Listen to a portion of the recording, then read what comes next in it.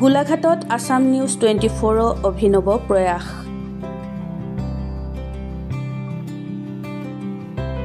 অসমীয়া সংস্কৃতিৰ অবিচ্ছেদ্য অংগ পুতলা নাচ। এই পুতলা নাচে বৰ্তমান ভ্ৰাম্যমান ৰূপত পুতলা থিয়েটাৰ হিচাপে ঠায়ে ঠায়ে প্ৰদৰ্শন কৰি অহা হৈছে। অসমত শংকৰী যুগৰ আগৰ পৰাই পুতলা নাচৰ প্ৰচলন হৈছিল বুলি অনুমান কৰা হয়। মহাপুৰুষ শ্ৰীমন্ত শংকৰদেৱৰ লিখনিতো এই পুতলা নাচৰ বিষয়ে পঢ়িবলৈ পোৱা যায়।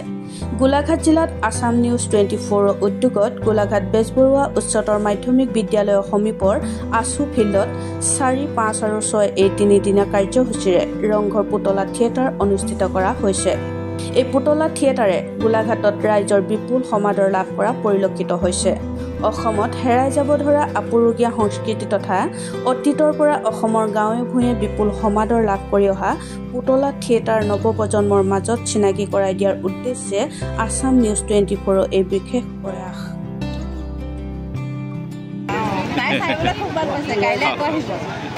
মই যিটো আশা কৰিছোঁ তাতকৈ বহুত বেছি ভাল লাগিলে আৰু আমাৰ পৰিয়াল আৰু মোৰ ল'ৰাটো খুব ভাল পালে আৰু আমি যিমান মানুহ লগ পাম আমি ক'ম যে আপোনালোকে এই পুতলাটো পুতলা থিয়েটাৰ আহি পেলাই চাব আৰু আমি আশা কৰোঁ যে বেলেগ বেলেগ ছাবজেক্ট লৈ পেলাই আপোনালোকে আৰু এইটো কৰক আৰু ৰাইজে এইটো ধুনীয়া কৰিব আগুৱাই।